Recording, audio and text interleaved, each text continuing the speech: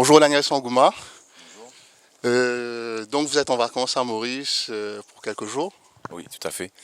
Je profite de la fin de mes vacances parce que j'étais déjà en vacances la semaine dernière, mais avec mes enfants. Et là, on a profité d'une semaine supplémentaire pour venir se décontracter, se détendre totalement avec mon ami à Maurice. Et en même temps, ça nous permet de retrouver nos amis mauriciens, et notamment Jessie, hein, qui nous accueille chaleureusement et qui nous fait profiter des bonnes joies de la vie mauricienne.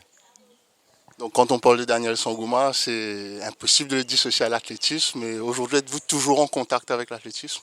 Oui, tout à fait. Je m'occupe de jeunes à La Réunion, de jeunes athlètes qui ont pour ambition de préparer les championnats de France et pourquoi pas d'intégrer les équipes de France de jeunes, puisque ce sont des jeunes de 18 ans, 19 ans. Mais j'ai parmi les membres de l'équipe une franco-mauricienne. La maman habite ici, je crois, à Montchoisy, Saïda. Et donc on a toujours en contact avec l'île Sœur au quotidien, au travers de sa présence, au travers de sa bonne humeur. Et ça me permet aussi de garder contact avec mon sport et en même temps de, de toujours avoir des ambitions de performance, d'aller vers l'avant. Et ça, c'est vraiment mon moteur, quoi. C'est vraiment ça qui me fait vibrer réellement. Cela s'explique aussi par le riche parcours que vous avez eu durant votre carrière en athlétisme.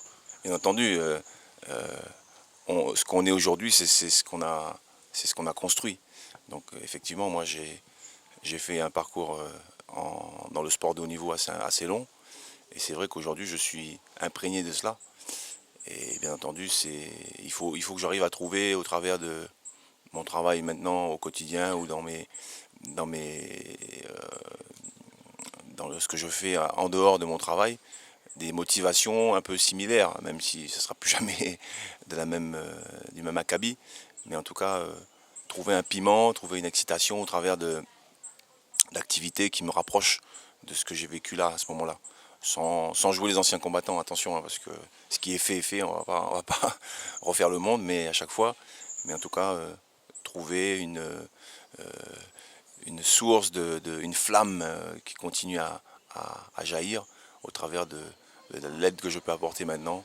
Parce que quand j'étais jeune, j'ai eu la chance d'avoir des personnes autour de moi qui m'ont apporté leur savoir-faire. Et aujourd'hui, je me sens une obligation de le faire aussi pour les jeunes de maintenant.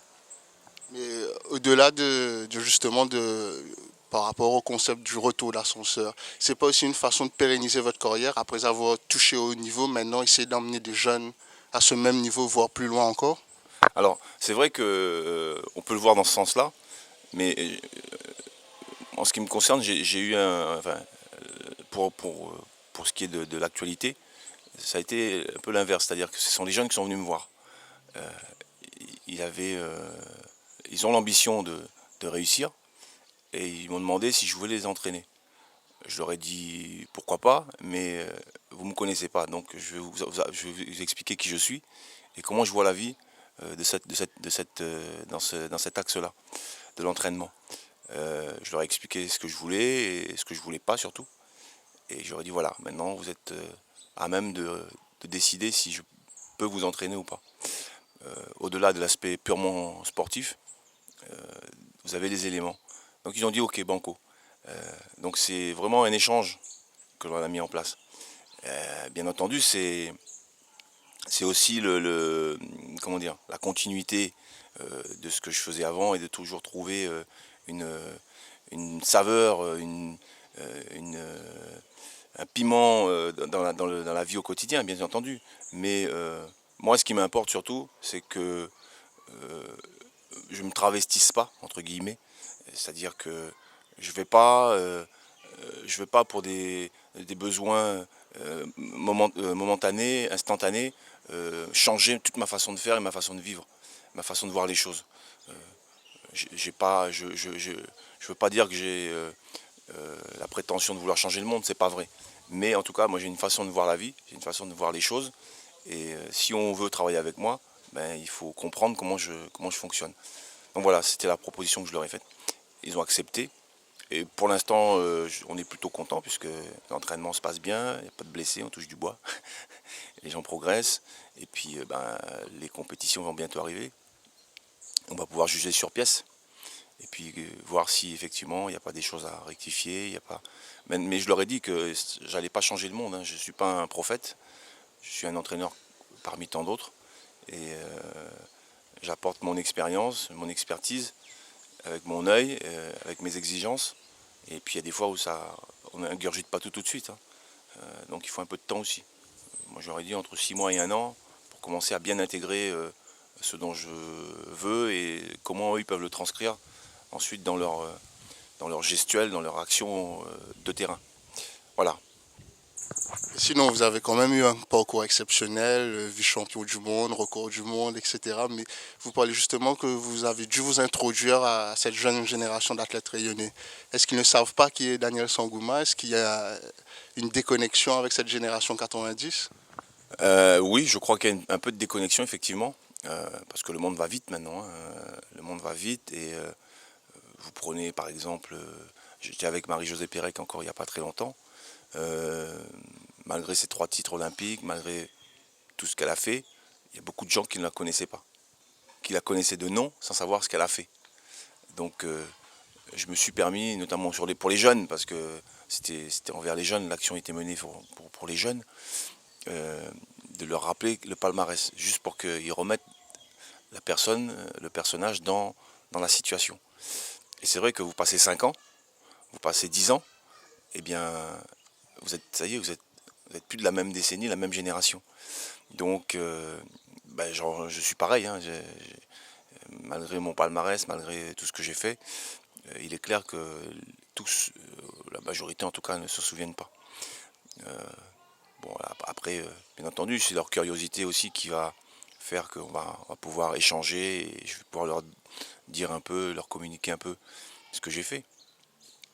Mais je dirais que je ne suis pas venu, je n'ai pas voulu arriver en disant attention, c'est moi, j'ai 15 000 titres, regardez, faut faire comme ça, faut faire comme ça. Non, non, non. S'ils peuvent s'en inspirer, si ça peut leur donner envie d'aller plus loin, je dis bravo. Mais en aucun cas, je suis là en pays conquis, on va dire. Hein.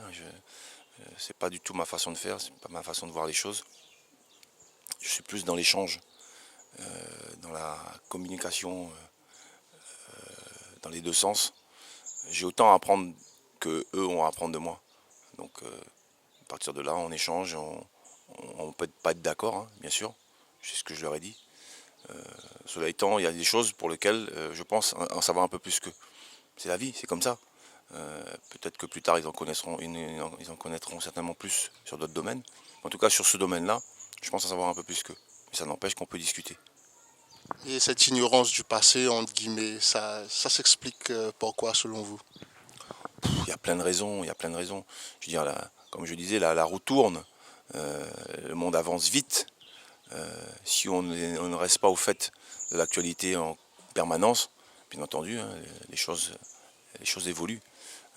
Après, il faut, en fonction de ses besoins, en fonction de ses souhaits, soit on reste dans l'actualité, soit l'actualité continue, sans nous.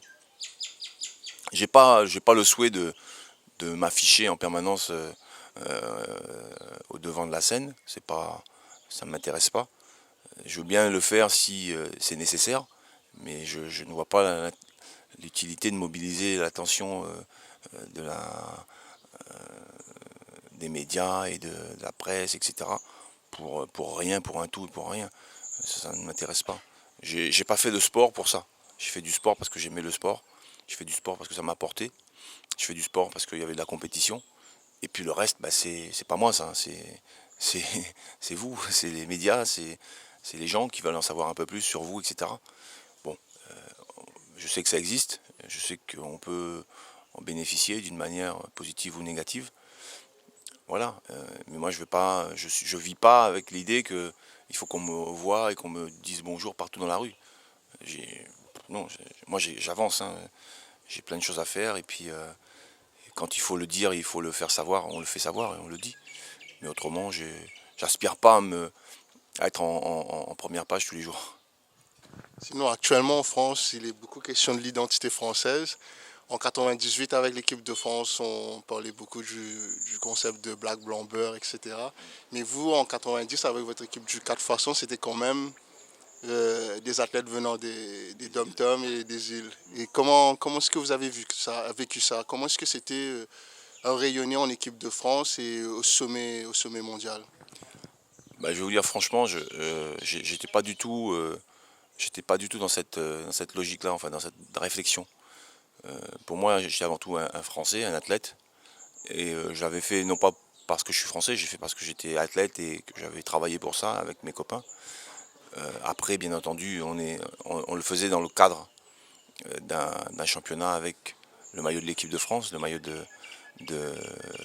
avec le coq, mais je dirais que c'était pas nos préoccupations. Notre préoccupation, c'était avant tout d'être les meilleurs, de gagner. Record du monde, c'était même pas une préoccupation pour nous parce qu'on pensait jamais qu'on allait battre un record du monde. Donc, on n'était pas dans cette considération black, blanc, beurre ou black de toutes les entités de la France d'outre-mer. Cela étant, après, bah, l'histoire se met en route, hein, et chacun dans ses îles respectives, chacun dans ses contrées respectives, a suscité chez les autres une certaine fierté. Euh, Bien entendu, à La Réunion, on était très fiers d'avoir un Réunionnais recordman du monde, mais aux Antilles aussi, et puis les Réunionnais de métropole, et puis les Antilles de métropole, et puis les Français de manière générale. Et j'ai jamais eu le sentiment que il y avait une différenciation entre les, les quatre coureurs là, qui venaient de différentes origines de la France et, euh, et les Français de manière générale. Tous les Français se sentaient concernés par ce record parce que c'était un record du monde battu par la France, par des Français. Euh, je dois dire qu'enfin, en athlétisme, il y a moins ce phénomène. Parce que déjà depuis très longtemps, les entre guillemets minorités euh, font la loi dans ce sport. Et puis on n'en est même plus à ce stade-là, quoi. On est ou on n'est pas français, hein, c'est tout. Voilà. Et la question ne se pose même pas dans ce sens. Après, s'il y en a qui veulent l'amener sur ce terrain, bon ben, ils l'amènent sur ce terrain. Mais en tout cas, jusqu'à présent, hein, moi, ça m'a pas effleuré l'esprit de dire oui, c'est nous les Réunionnais, c'est nous les Antillais, c'est nous les Guadeloupéens, etc. C'est nous l'équipe de France. Avec chaque.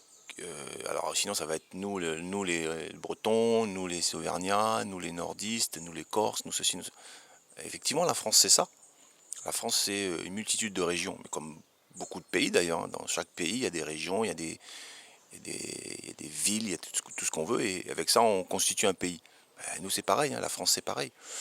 Est-ce que pour autant, parce qu'on est corse, on n'est pas français, parce qu'on est breton, on n'est pas français? Non. En tout cas, pour la grande majorité d'entre eux. Ben, nous, c'est pareil. Hein. Nous, on est réunionnais, français, guadeloupéens sont réunionnais, français, martiniquais, pareil. Et la question, pour moi, ne se pose pas. Pas en ces termes, en tout cas. Sinon, on rebondit maintenant sur les Jeux des îles et votre participation aux Jeux de Seychelles qui a fait couler quand même beaucoup d'encre. Aujourd'hui, avec du recul, comment est-ce que vous voyez tout ça? Eh bien, si l'encre a coulé, c'est pas de ma faute. Ça, je tiens à le dire quand même. En tout cas, c'est pas de ma volonté. Il y avait à l'époque une volonté de défendre une certaine idée de, des jeux, que je conçois, hein, que j'entends en tout cas, mais qui est difficile à comprendre pour le lambda moyen, pour le monsieur, madame de tous les jours. Pourquoi? Parce que vous aviez des intérêts d'État, Maurice, Madagascar, ce sont des États, ce sont des pays. Et puis nous, La Réunion, on est un département français. Donc pour nous en athlétisme par exemple, le fait, le fait qu'un athlète soit licencié, c'était l'origine un peu de la polémique, c'était qu'il fallait qu'on soit licencié à La Réunion. c'était difficile pour nous, parce qu'on était déjà licenciés en métropole. Alors qu'un Mauricien, ou un Seychellois, ou un Malgache, peut être licencié à Madagascar et être licencié en France, sans aucun problème. Ce qui fait qu'on avait ce conflit-là, qui me semblait pas être un conflit pour moi, c'était plutôt une raison non valable de créer un conflit. Et de ça, on en a fait une boule de neige et on a gonflé outre mesure la polémique autour de choses aussi banales que ça. L'important, c'est pour moi, c'est que, par exemple, quand vous êtes américain, que vous veniez de l'Alabama ou que vous veniez de l'Alaska, vous êtes américain. La question ne se pose pas. Que vous entraîniez aux États-Unis ou pas aux États-Unis, la question ne se pose pas. Vous êtes réunionnais, un point c'est tout. Vous êtes mauricien, un point c'est tout. Vous êtes malgache, un point c'est tout. Donc il n'y avait pas à outrepasser comme ça les délires, je pense ça des délires, hein, avec tout le respect que je dois encore une fois à toutes ces personnes, de partir dans de telles polémiques. Ça a fait couler de l'encre. Moi personnellement, j'ai pas fait couler d'encre. Moi j'étais venu pour courir. J'ai couru, je me suis bien amusé et bien entendu j'ai ramené des médailles. Mais je dirais aussi que c'est dans l'adversité qu'on se renforce. C'est dans l'adversité qu'on apprend. La preuve, hein, je crois que à Maurice, on a bien rebondi, on a rebondi intelligemment puisque derrière des sprinteurs de très très bon niveau international ont pu apparaître, ont pu donner le change et ont pu aussi s'exprimer au plus haut niveau. C'est pas en restant catimini dans son coin qu'on arrive à, en tout cas si on fait du sport de haut niveau, qu'on arrive à tendre vers le meilleur. Et c'était un peu ça, j'avais l'impression qu'on voulait absolument gagner des médailles au jeu, des médailles d'or et s'enorgueillir. Mais c'est d'autant plus valorisant que quand ça se passe dans une vraie adversité, dans la réalité. Si on coupe à droite, on coupe à gauche pour faire des places nettes pour une victoire, je trouve ça un peu... C'est pas, c'est pas le plus valorisant. Voilà. Donc pour moi, polémique, il n'y en a jamais eu. Il y en a peut-être des gens qui ont voulu créer la polémique. Moi, personnellement, ça ne m'intéressait pas de rentrer dans ce jeu. Et tout ce qui m'intéressait, c'était de courir et de me faire plaisir. Et de faire plaisir à mon équipe et éventuellement aux adversaires avec qui je courais. Parce que je pense que le meilleur respect qu'on peut avoir pour eux, c'est d'être présent et de faire, et de bien faire. L'idée, c'est pas de marcher sur la tête des autres, de les snober, de les prendre de haut. Vous prenez une équipe, par exemple, de foot, de basket, etc. Même si elle rencontre une équipe plus forte, l'intérêt, c'est pas de jouer à la baballe et de les ridiculiser. L'intérêt, c'est de jouer et de marquer des points, même si on doit en prendre 50. Donc là, c'est pareil. Si vous courez 10 secondes et que les autres courent 10-50, bien sûr, il y a un fossé. Mais c'est aussi au travers de cela qu'on apprend. Et le plus grand respect qu'on peut avoir pour eux, c'est de courir sans concession et de faire ce qu'on a à faire. Voilà, moi, c'est dans cet état d'esprit-là que je l'ai fait. Et je regrette simplement de ne pas avoir pu courir plus de jeux, d'avoir pu participer à plus de jeux. Voilà. Parce qu'il y a des fois des raisons politiques, pseudo-raisons politiques qui pour moi n'ont pas lieu d'être, n'ont pas lieu de citer dans le sport. Le sport a tellement de vertus bénéfiques par ailleurs, d'ouverture, de rencontres, d'échanges, de confrontations dans le bon état d'esprit.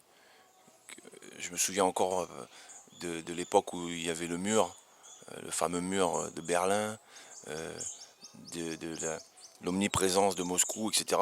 Eh bien, nous, au travers de nos compétitions, on allait à Moscou et on courait contre les Russes, contre les Allemands de l'Est, contre les Tchèques ou je ne sais qui. Et on arrivait à avoir une discussion, alors que les hommes politiques n'arrivaient pas à se mettre autour d'une table et discuter, ou très très très rarement. Et puis on voyait le sourire de ces gens, ben, ça vaut tout l'or du monde, on va dire, hein. D'avoir pu discuter avec quelqu'un, d'avoir échangé quelques mots, d'avoir pu comparer nos lifestyles, nos styles de vie. Et bien rien que ça, avec les Cubains, etc., tous les gens du bloc de l'Est, ben, c'était un apport extrêmement riche pour nous, comme pour eux, j'imagine. Et il n'y avait pas des histoires de politique qui venaient se mêler de ça. Et tant mieux, parce que c'est ça qui fait qui fait que l'homme avance, que l'homme grandit. Et c'est dans cet état d'esprit-là que je vois les choses. D'interdire à un athlète de participer à une compétition. Quel intérêt? Qu'est-ce que j'ai fait comme faute pour ça? J'ai pas triché, je me suis pas dopé, j'ai pas été injurieux envers qui que ce soit, j'ai pas manqué de respect envers la charte, ni quoi que ce soit. Voilà. Après, les polémiques, on peut toujours en faire, hein, mais je m'attarde pas à tout ça. La vie continue. Mais est-ce que cette médaille aux Jeux des îles a la même saveur que les médailles remportées à l'échelle mondiale? Tout à fait. Il n'y a pas de saveur différente. Une médaille est une médaille. Si on va à une compétition pour se dire que la médaille qu'on va gagner éventuellement a moins de saveur, bah, vaut mieux rester chez soi, hein. C'est ce que je vous disais tout à l'heure. Une compétition, il faut la prendre comme une autre. Et avoir du respect pour l'ensemble des gens qui sont là. Sinon, bah, vous faites pas vous faites pas la compétition. Vous restez chez vous, vous regardez ça à la télé, et puis vous verrez bien ce qui arrivera. Mais c'est pas la peine de venir et de donner des leçons de morale aux gens. Moi, c'est pas mon rôle, moi je suis pas là pour ça. Je suis là, quand je fais une compétition, je suis là pour gagner la compétition. Après, si je ne gagne pas, c'est qu'il y a quelqu'un qui était meilleur que moi. Mais je ne veux pas lui en vouloir parce qu'il a été meilleur que moi.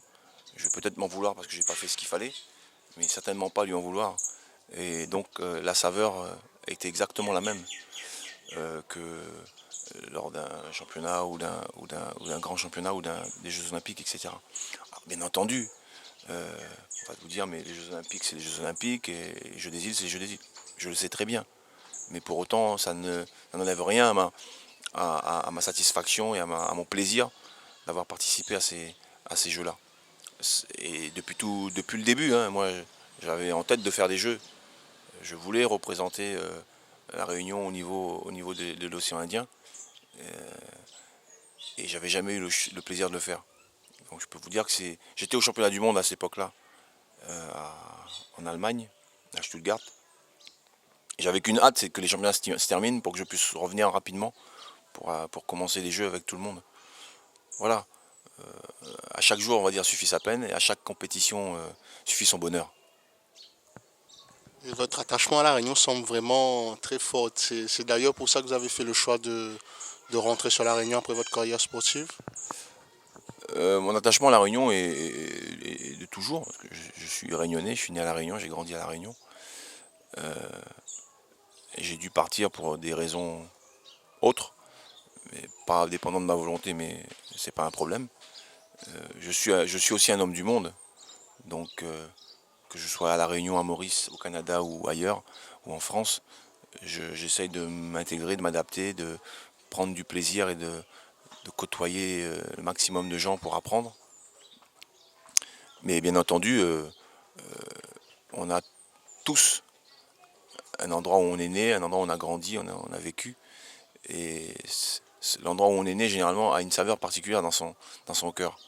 Et à un moment donné, dans sa vie, on a une envie de retour au pays, de retour là où on a grandi, etc.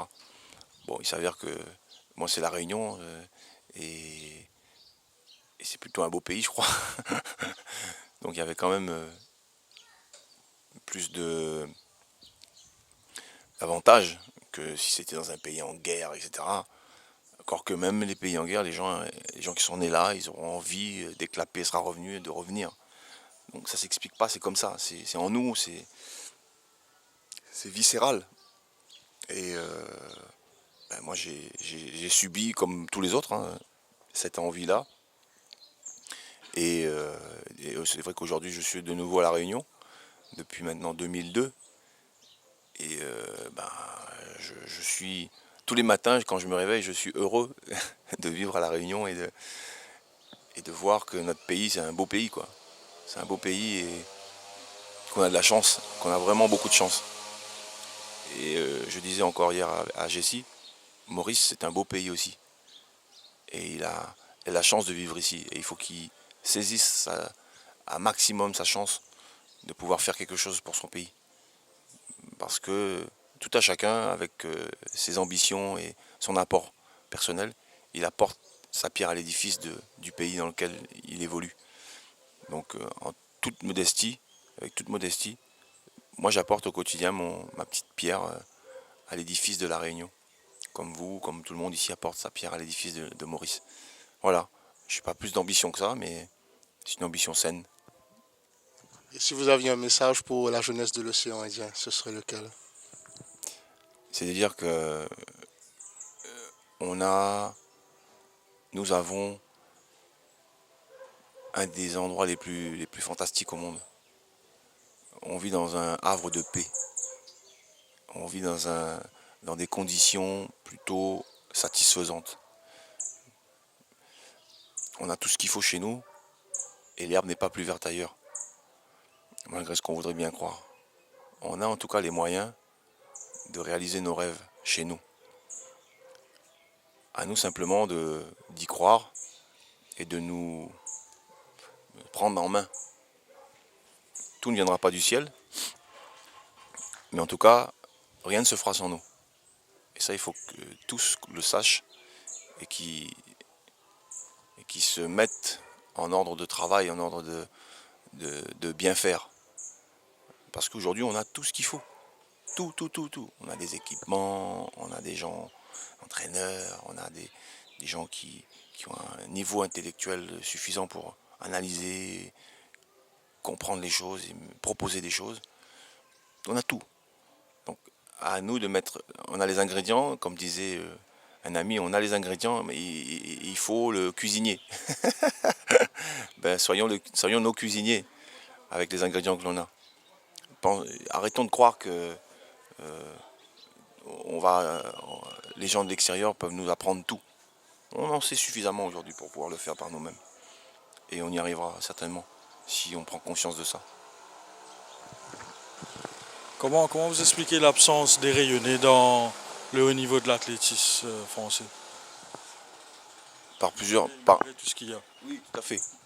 Je pense qu'il y a plusieurs raisons. D'une part, il y a l'aspect historique. L'athlétisme réunionnais, malgré tout, est un athlétisme jeune. On compare souvent l'athlétisme réunionnais avec l'athlétisme des Antilles. Les Antilles avaient des membres en équipe de France depuis les années 40, 30, 50 et régulièrement jusqu'à aujourd'hui. Nous, notre premier athlète en équipe de France, c'était en 1970, je crois, 72, quelque chose comme ça. Après, il y a eu encore 5 ans, 6 ans avant que le deuxième arrive. Et puis après, il y a eu encore presque 5 ans avant que le Jean-Louis Prianon accède à l'équipe de France. Voilà. Donc, historiquement, on n'a pas un gros marquage de nos meilleurs au plus haut niveau. Ça, c'est une partie des choses. Ensuite, il y a la partie, je dirais, sportive même, pure, où là, c'est une continuité du travail. Aux Antilles, un athlète en enlève un, prend la place d'un autre, etc., etc. Nous, non. Quand un athlète s'arrête, il y a un laps de temps, il y a un creux, il y a un vide, et puis hop, de nouveau arrive un athlète et on recommence tout de zéro. C'est toute la difficulté de pouvoir faire perpétuer l'action. Pour cela, il y a des bases, hein. Et c'est toute la difficulté qu'a aujourd'hui une ligue comme la Ligue réunionnaise d'athlétisme de pouvoir faire perpétuer son travail, son action. Je crois, et moi je dis souvent que bien sûr c'est les hommes qui font les résultats. Mais il faut que les hommes puissent changer et que les résultats puissent se perpétuer. Pour cela, il faut que les structures soient existantes et soient fortes. Parce que c'est les structures qui vont contenir, entre guillemets, les hommes. Et après, c'est les hommes dans les structures qui feront avancer ces mêmes structures. Donc si à chaque fois que les hommes s'en vont, les structures s'écroulent, on s'en sort pas, quoi. Il faut repartir de zéro à chaque fois. Non. Une progression se fait toujours par palier. Un stade, on a ingurgité le stade en question, hop, on remonte, et ainsi de suite. Si on monte comme ça, on chute comme ça, aussi vite qu'on est monté. Le grimpeur, je dis toujours cet exemple-là, le grimpeur sur la paroi, si ça ne s'assure pas au fil de son ascension, quand il tombe de haut, hein, et ça fait mal en plus. Alors qu'il pourrait tomber d'1 mètre, parce qu'il s'était bien accroché au step d'avant. Donc voilà, c'est un peu ça, à la fois des difficultés, un manque historique, et des difficultés d'agripper, de solidifier un niveau avant de passer à un autre. Donc à chaque fois il faut remettre le métier, le travail sur le métier, et repartir. Et au bout d'un moment les gens s'essoufflent, les gens s'en vont, et de nouveau on perd l'historique, on perd ce qui a été fait. Voilà. Et ça c'est très important, quelles que soient les structures, hein. Si on ne fait pas ça, si on n'a pas une âme dans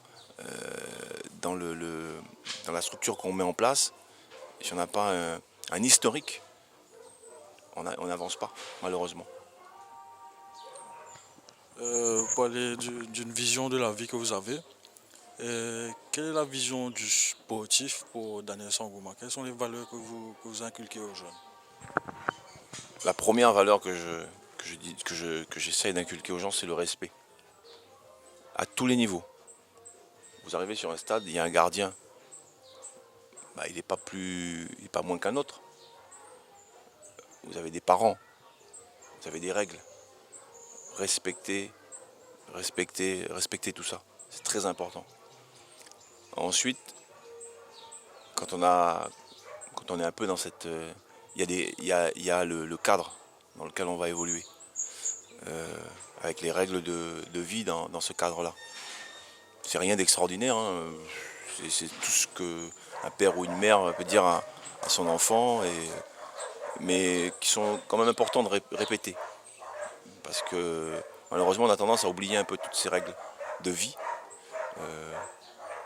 La rigueur, il est clair qu'on ne peut pas arriver, on ne peut pas tendre vers le haut niveau si on n'est pas rigoureux. Mais la rigueur vient avec le temps, avec l'apprentissage, donc l'écoute. Si on écoute, lorsqu'on vient d'entraînement, si vous passez 1 heure d'entraînement, pendant 1 heure d'entraînement, vous écoutez 5 minutes et vous déconnez 55 minutes, il y a un problème. Vous n'arriverez jamais à ingurgiter tout ce qu'on est en train de faire. Donc le temps de l'entraînement, moi je veux qu'il y ait de l'écoute. Parce que je veux que ça soit assimilé le plus vite possible, le plus possible et le plus vite possible. Pour justement avancer et progresser. Voilà, autour de ces valeurs-là. Et puis garder la tête froide, l'humilité. Et l'athlétisme, ça a de bon, c'est que à chaque course, le chrono, il repart de 0. Donc c'est le juge de paix. Si vous pensez que vous êtes bon, peut-être que demain, le chrono va parler pour vous. Donc l'humilité, c'est important. De pouvoir se dire que rien n'est acquis. Donc il faut avancer step by step et conforter ses positions, mais voilà, rien n'est acquis. Merci beaucoup, Daniel Sangouma. Merci à vous.